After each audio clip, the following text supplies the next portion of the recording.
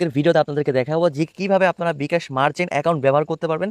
সিম ছাড়া আপনারা বিকাশ merchant account ব্যবহার করবেন, অর্থাৎ আপনার সিমটা আরেক ফোনে থাকলেও আপনি ব্যবহার করতে পারেন, চাই বাটন ফোনে বা টাচ ফোনে, অ্যান্ড্রয়েড ফোনে, যে কোনো ফোনে থাকলেই কিন্তু আপনি এই মার্চেন্ট অ্যাকাউন্টটা ব্যবহার করতে পারবেন। আনলিমিটেড যত খুশি আপনারা ব্যবহার করতে পারবেন। এই জন্য ভিডিও সম্পূর্ণ কন্টিনিউ করতে হবে, 1 মিনিটও ভিডিও স্কিপ করা যাবে না। অনেকে কিন্তু আজ থেকে 6 মাস আগে আপনারা আমার থেকে অনেকে কিন্তু মার্চেন্ট অ্যাকাউন্ট নিচ্ছেন এবং অনেকে অনুরোধ করছেন যে ওয়াইদুল্লাহ ভাই একটা ভিডিও বানান যে মার্চেন্ট অ্যাকাউন্ট আমরা এক ফোনে একাধিক চালাতে পারি সিম খুলে খুলে। তো সেই অনুযায়ী কিন্তু আমরা ভিডিওটা করতেছি, এই জন্য ভিডিওকে 1 মিনিট স্কিপ করবেন না। যারা এখন আমাদের চ্যানেলে নতুন দর্শক রয়েছেন, বিকাশ, নগদ, রকেট যে কোনো আপডেট কিন্তু সকলের আগে আমাদের ইউটিউব চ্যানেলে ভিডিও পাবলিশ করা হয়। এই জন্য কি করবেন, চ্যানেলটাকে সাবস্ক্রাইব করে আমাদের এখান থেকে সাবস্ক্রাইব করে আবার সাবস্ক্রিপশনের উপর চাপ দিয়ে এখান থেকে অল প্রেস করে রাখবেন। নিত্য নতুন ভিডিও সকলের আগে আপনারা ভিডিও পেয়ে যাবেন। তো চলেন আমি আপনাদেরকে সম্পূর্ণ প্রসেসটা আমি আপনাদেরকে লগ ইন করে আমি আরেকটা ফোনের মাধ্যমে আপনাদেরকে দেখিয়ে আসি। ওকে, তো চলেন আমি আপনাদেরকে দেখাইছি। আসার পর এখান থেকে লোকেশনটা ডোন্ট অ্যালাউ দিলে ভালো হবে। লোকেশনটা ডোন্ট অ্যালাউ দিলাম। দেওয়ার পর এখানে আমরা পরবর্তী অপশন চলে আসলাম, এই যে লগ ইন করুন। ঠিক আছে, লগ ইন করার পরে এখানে আমরা নাম্বারটা দিব।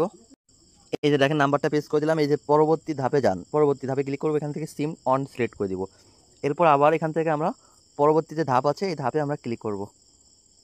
এই যে দেখতেন পরবর্তী ধাপে আমরা ক্লিক করলাম। এই যে আমাদের এখানে ওটিপি চলে এসেছে, এখন আমাদের ওটিপিটা আনতে হবে। তো দেখেন আমরা ওটিপিটা নিয়ে নিলাম এখান থেকে যে ওটিপিটা এখান থেকে পেস্ট করে দিব। দেখেন এই যে ওটিপিটা পেস্ট করে পরবর্তী অপশনে ক্লিক করব।